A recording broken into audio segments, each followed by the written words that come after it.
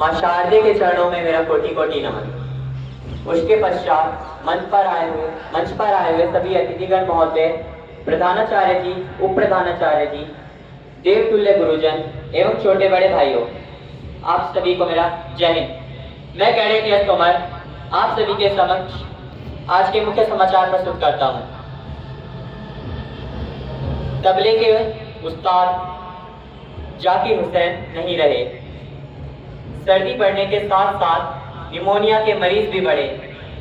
विजय दिवस पर वीर नारियों और वीर सैनिकों का सम्मान किया गया। धन्यवाद।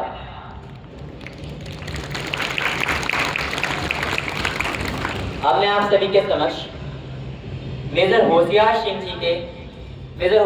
के बारे में अपने कुछ विचार प्रस्तुत करना चाहता हूँ। मेजर होशियार सिंह का जन्म हरियाणा के सोनीपत जिले के सिसाना गांव में 5 मई 1936 को हीरा सिंह जी के यहाँ पर हुआ था। मेजर होशियार सिंह की प्रारंभिक शिक्षा सिसाना गांव से ही हुई।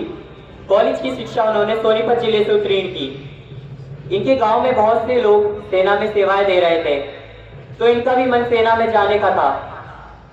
सन 1957 में इनकी नियुक्ति जाट रेजिमेंट पास हुआ था। मेजर होशियार सिंह ने कमान संभाली हुई थी। इन्हें ने कमान संभाली 16 दिसंबर 1971 को पाकिस्तान की ओर से 3 काउंटर अटैक हुए। भारी गोलाबारी के बीच मेजर होशियार सिंह एक मोर्चे से दूसरे मोर्चे तक जाते रहे और अपने सैनिकों का मनोबल बढ़ाते रहे।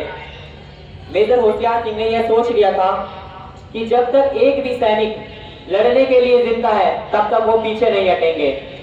17 दिसंबर 1971 को दुश्मन और भी ज्यादा तैयारी के साथ आया। मेजर होशियार सिंह पीछे नहीं हटे। वो और उनके सैनिक जख्मी हो चुके थे, लेकिन वो पीछे हटने का नाम नहीं ले रहे थे। उनकी गोलियां खत्म हुई तो उन्होंने संगीनों से और हैंड टू हैंड फाइट से दुश्मन के पैर उखाड़ दिए। मेजर होशियार सिंह भारी गोलाबारी के बीच उस जगह गए जहां पर मशीन गन लगी थी।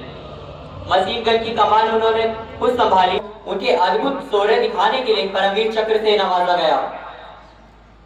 अब मैं आप सभी के समक्ष एक कविता प्रस्तुत करना चाहता हूँ।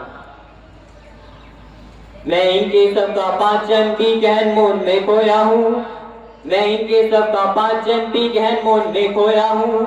उन बेटों की याद कहानी लिखते लिखते रोया हूँ। उन बेटों की याद कहानी लिखते लिखते रोया हूँ। जिस माथे की कुमकुम बिंदी वापस लौट नहीं पाई, चुटकी झुमके पायल ले गई कुर्बानी की हमराई। उन आंखों की 2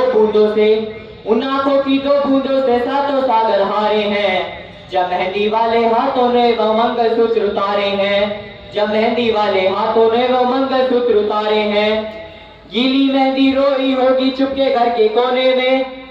गीली मेहंदी रोई होगी चुपके घर के कोने में। ताजा काजल छूटा होगा चुपके चुपके रोने में। ताजा काजल छूटा होगा चुपके चुपके रोने में।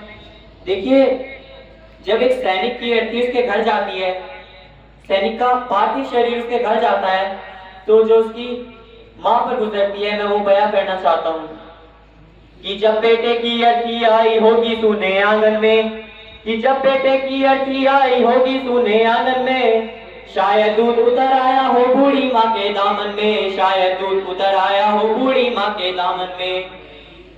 जो सैनिक सीमा रेखा पर ध्रुव तारा बन जाते हैं, जो सैनिक सीमा रेखा पर ध्रुव तारा बन जाते हैं, उस कुर्बानी के दीपक से सूरज भी शर्माते हैं।